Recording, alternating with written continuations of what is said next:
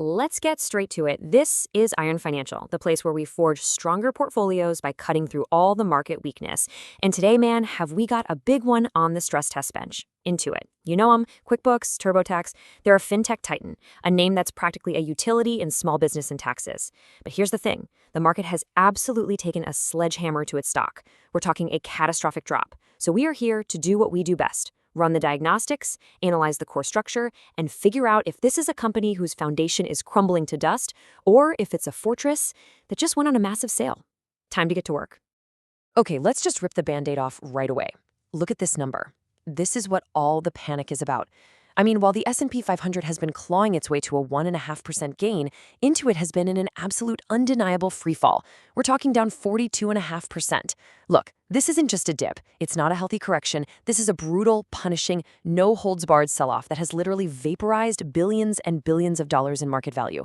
When a blue-chip company this large falls this hard, this fast, that is not just background noise. That is a piercing five-alarm fire bell ringing right in your ear. The market is screaming at the top of its lungs that something is fundamentally deeply broken.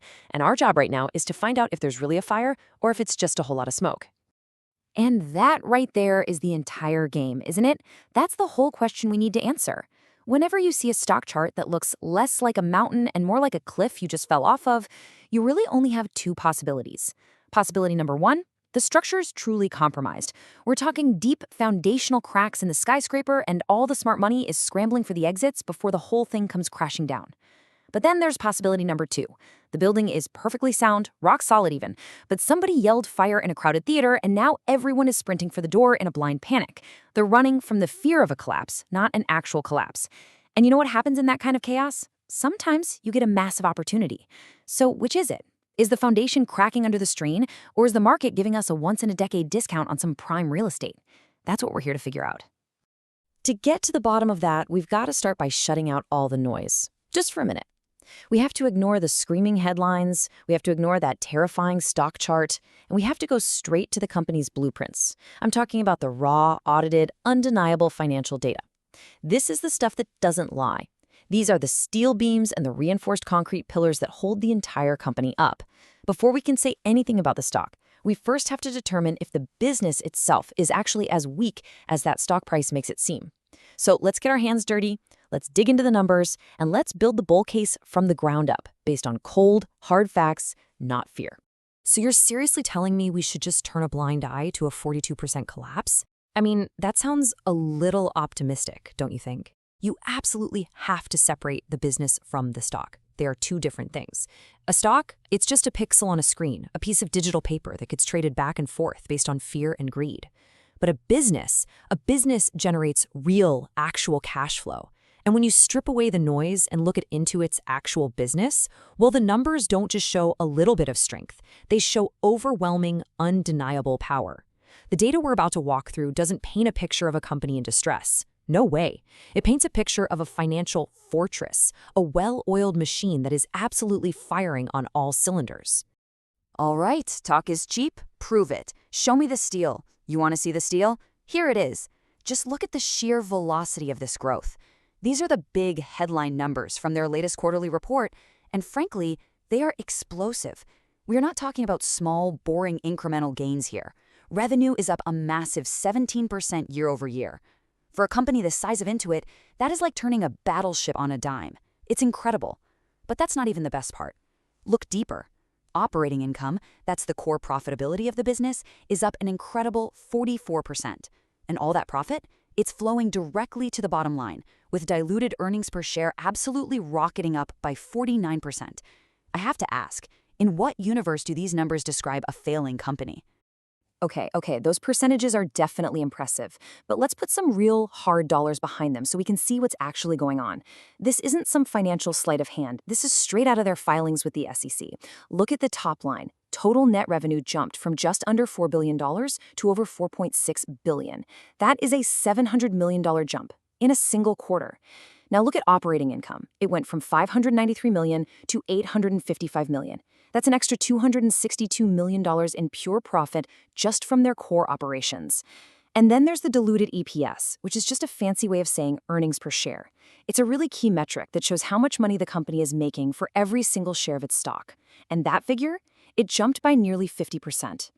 This financial engine isn't just running smoothly, it's accelerating at a blistering pace, and it is throwing off just enormous amounts of cash. So where is all this growth actually coming from? Is it all just one division that's carrying all the weight for everyone else? Because that's a critical question, right? A company that's just propped up by one hot product is incredibly vulnerable. But that's not what we're seeing here at all. This is not a one-trick pony, not by a long shot. The growth is incredibly broad-based, hitting across every single one of their critical divisions. Global Business Solutions, that's QuickBooks and MailChimp, is up a really solid 18%.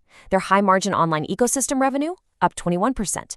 And their crown jewel, QuickBooks Online Accounting, is growing at a blistering 24% pace. Even their consumer site, with TurboTax, is up 15%. And Credit Karma is absolutely on fire, up 23%. Every single piston in this engine is driving forward with powerful double-digit growth. This is a picture of total health. So the company is clearly strong, but are we the only ones who see it? Is this some secret we've uncovered? Well, the answer to that is a definitive, resounding no. This right here is what the pros think. We're talking about the 20 analysts who spend their entire careers day in and day out scrutinizing this one company. Just look at this chart. 90% of them, 90, rate the stock either a buy or a strong buy. Only 10% are kind of on the sidelines with a hold. And the most telling number on this whole chart? 0. A big, fat 0. Absolutely 0 analysts who cover this company for a living are recommending that anyone sell this stock. But wait a minute, analysts are almost always bullish. It's kind of their job to generate interest. So what does all this positive sentiment actually mean in terms of a real price? It means this. This right here is the powerful culmination of all their analysis, the average price target from those 20 professional analysts. From its current stock price of around $370, that represents a potential upside of over 105%. Let me say that again, 105%. Wall Street is effectively screaming that the company is worth more than double its current valuation. According to the people who are paid big bucks to get this stuff right, this isn't just a small opportunity. It is one of the most significant dislocations between a stock's price and its actual value on the entire market. The bull case could not be clearer. The financials are an absolute fortress, and all of Wall Street agrees. Whoa. Hold on a second. Pump the brakes. That all sounds fantastic. The numbers look incredible. The analysts are all lining up to sing its praises. Honestly, it sounds a little too good to be true. And whenever something in the market sounds this perfect, you have to start asking the really hard questions. If the fundamentals are so strong and the upside is so blindingly obvious, then why in the world did the stock collapse by 42% in the first place? Come on, the market isn't that stupid. You can't just ignore a warning signal that loud. There has to be a reason, something lurking under the surface. It's time to stop looking at the steel beams and start looking for the cracks in the armor. Exactly. This is the one question that just cuts right through that entire beautiful bull case. Look, financial reports are, by definition, backward-looking. They tell you where a company has been. And analyst ratings, at the end of the day, they're just opinions. Educated opinions, sure, but still opinions. But what are the people with the most information doing with their own money? I'm talking about the insiders, the CEO, the CFO, the directors on the board. These are the people with real-time, unfiltered access to the true health of the business. Their actions, what they do with their own cash, speak so much louder than any polished press release or scripted earnings call. And if the foundation of this company is truly made of steel, like you say, why does it look like they are all stampeding for the fire escape? The data is the data. You can't argue with it, and this data right here is genuinely alarming. This isn't just a small amount of pre-scheduled selling for tax purposes. This is a full-blown exodus. In just the last 6 months, there have been 116 sales transactions by company insiders, not 1 or 2, 116. And just look at who is selling. Scott Cook, the literal founder of the company, has sold nearly $328 million worth of stock in 99 separate transactions. The CEO, Sasan Goodarzi, he sold over $26 million. The CFO, over $2 million. These are the people at the absolute top of the food chain, the ones steering the ship, and they are consistently and repeatedly selling massive amounts of their own stock. But this slide, this is what really gets me. This is the real nail in the coffin for the bear case. Out of all that selling, all those 116 transactions, how many insiders decided to buy the dip? How many of them looked at a 42% discount on their own company's stock and thought, wow, what a bargain? The answer is 0. Not a single insider has spent $1 of their own money to buy stock on the open market in the last 6 months. They've watched the price get cut in half, a level that Wall Street is screaming is a generational buying opportunity, and not a single one of them has stepped up to buy. That is a deafening, thunderous vote of no confidence. And it's not just the insiders either. The whales, the massive institutional investors, the hedge funds, the pension funds, they're also heading for the door. This is what we call the smart money. And just look at these moves. UBS Asset Management dumped over $6.7 billion worth of stock, selling off 76% of their entire position. But then look at Parnassus, Coatue, and Lone Pine. They didn't just trim their positions a little bit, they sold out completely, 100% of their shares. Gone.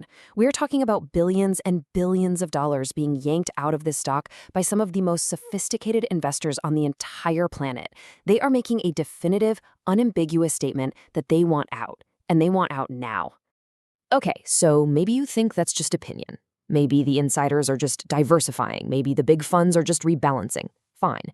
But let's look at a totally objective quantitative system, Zacks Rank. This is a purely data-driven model. It doesn't care about a company's story, it doesn't care about its brand, it just crunches the numbers on earnings estimates and revisions. It ranks stocks on a simple scale from 1, a strong buy, all the way down to 5, a strong sell. And what's its conclusion for Intuit? A rank of number 4, a sell. Its unemotional, computer-driven model explicitly predicts that the shares are expected to underperform the market in the near future. This is a huge red flag that just happens to line up perfectly with what the insiders and the big institutions are already doing. And if you're asking why are they all selling? Well, here's a pretty big potential reason. While those year-over-year growth numbers we saw earlier looked amazing on the surface, the company still missed what the market was actually expecting. The consensus estimate for earnings per share was $3.74. What did Intuit deliver? $2.48. Folks, that is not a small miss. That's a chasm. This suggests that despite all that impressive growth, the company's actual performance just didn't live up to Wall Street's really lofty expectations. And for a high-growth tech stock, missing expectations is a cardinal sin. It often triggers a major, painful reevaluation by the entire market. The bear case is incredibly compelling. The people who know the most are selling, the biggest funds are getting out, and the company is flat-out underperforming expectations. Okay, so this is it. This is where we do the heavy lifting. We have two powerful, compelling, and completely contradictory narratives on the table. The bull case points to a financial fortress that's experiencing explosive, broad-based growth across the board. The bear case, on the other hand, points to a mass exodus of the smartest money on the planet, from the CEO's office all the way up to the biggest hedge funds. They both can't be right. So, how do we break the tie? We have to put all the evidence on the scale and decide which signal is more reliable, the company's audited financial performance or the real money actions of its most informed investors. This is where the rubber meets the road. Let's just lay this out, plain and simple, side by side. On the left, you have the fortress financials. We're talking rock-solid, double-digit revenue growth, absolutely exploding operating income, and near-unanimous bullish ratings from professional Wall Street analysts.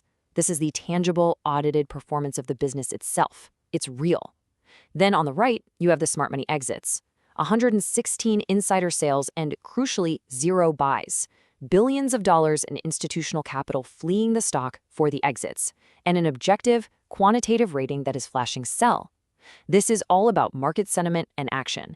It is a classic textbook battle of pristine fundamentals versus overwhelming fear. But hold on, there's one more critical piece of evidence we absolutely have to consider before we can make a final call. While the individual insiders are selling their personal shares, what is the company's management team doing with the company's money? This is their official, collective action. In the last quarter alone, they spent $961 million buying back their own stock, and they still have authorization to buy another $3.5 billion worth. On top of that, they just increased the dividend by 15%. Look, a company does not authorize billions of dollars in buybacks and hand out more cash to shareholders if they genuinely believe the foundation is cracking. This is management using the corporate checkbook to send the strongest signal they possibly can that they believe the stock is deeply undervalued. And that really is the final, crucial question we have to answer, isn't it? Is this a genuine act of supreme confidence, or is it just corporate PR? Is management just trying to put a floor under a falling stock price? Just trying to calm a panicking market with buyback announcements that they might not even fully execute? It's pretty easy to announce a buyback authorization. It takes real conviction, real belief to actually spend nearly $1 billion in a single quarter. So which signal do you trust more? the individual actions of executives who might be selling for any number of personal reasons like taxes or diversification, or the collective, capital-intensive action of the board of directors deploying billions of dollars of the company's own cash. All right, here is the official Iron Financial verdict. Let's be perfectly clear. The insider and institutional selling is a significant, serious red flag. It cannot and should not be ignored, and it is the obvious cause of this stock's collapse. Any bull case that just brushes this aside is dangerously incomplete. However, the audited financial performance of the company is undeniably powerful. The growth is real, it's broad, and it appears to be accelerating. When we weigh all the evidence, we believe the signal from the company's capital allocation, the massive, executed buybacks, and the strong dividend increase is a more powerful indicator of future confidence than the personal stock sales of its executives. The market is panicked. It's focusing on the sellers while ignoring the structural integrity of the business. Therefore, we believe this presents a potential structural opportunity. But, and this is a big but, it's one that requires extreme vigilance. The key will be to watch if this fundamental growth continues and, more importantly, if management actually follows through on its full $3.5 billion buyback authorization. So there you have it. We've put the structure on the stress test. We've examined the evidence from both sides of the argument. Our analysis shows a Titan that is clearly under an immense amount of stress, but one whose financial foundation, at its core, appears to be made of steel, not glass. The market has created a potential opportunity here that's born out of fear, but the risks are real, and they are visible for everyone to see.